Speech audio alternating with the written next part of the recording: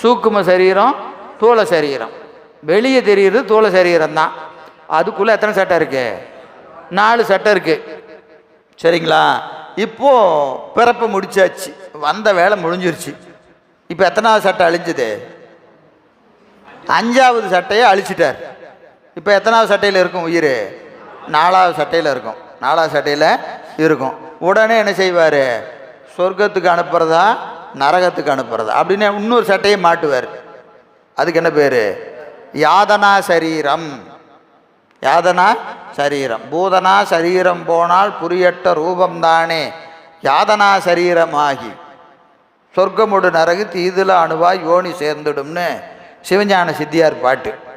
சரிங்களா? இங்கிருந்து இன்னொரு 5வது சட்டையை மாட்டி எங்கே அனுப்புவார்? நரகத்துக்கும் சொர்க்கத்துக்கும் அனுப்புவார். அங்கே எப்படி இருக்குன்னு கேட்டிங்கன்னா, அதீதமான இன்பமும் அதீதமான துன்பத்தையும் நுகரலாம். எங்கே போனால்? சொர்க்கத்துக்கு போனால் அதீதமான இன்பம், நரகத்துக்கு போனால் அதீதமான துன்பம். அதை தாங்கிற மாதிரி ஒரு உடம்பு. இந்த உடம்பை வச்சுக்கிட்டு என்ன செய்ய முடியாது? சொர்க்கத்துக்கும் போக முடியாது, நரகத்துக்கும் போக முடியாது. ஏன்னா அந்த ரெண்டையும் இந்த உடம்பு தாங்காது. புரியுதுங்களா? இப்போது சொர்க்கத்துக்கு போனால் அந்த இன்பம் எப்படி இருக்கும்னா, இதை விட 1000 மடங்கு, சும்மா சொல்கிறேன், 1000 மடங்கு இன்பம் அதிகமாக இருக்கும். அப்போ இதை என்ன செய்ய முடியாது? நம்மளால் இந்த உடம்பை வச்சுட்டு அனுபவிக்க முடியாது.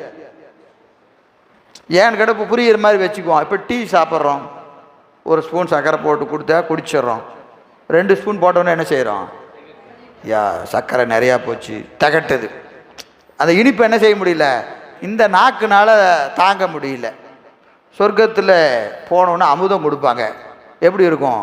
இதை விட 1000 மடங்கு தித்திப்பாக இருக்கும். இந்த நாக்கை வச்சுட்டு குடிக்க முடியுமா? குடிக்க முடியாது. அப்போது அவ்வளவு இன்பத்தையும் நுகர்ற மாதிரி ஒரு நாக்கு வேணுமா இல்லையா? அந்த நாக்கு அவ்வளவு அனுபவிக்கும். இது கூட உங்களால் புரிஞ்சிக்க முடியாது. நரகத்துக்கு போகிறோம், நரகத்துக்கு போனால் அவன் என்ன செய்கிறான்?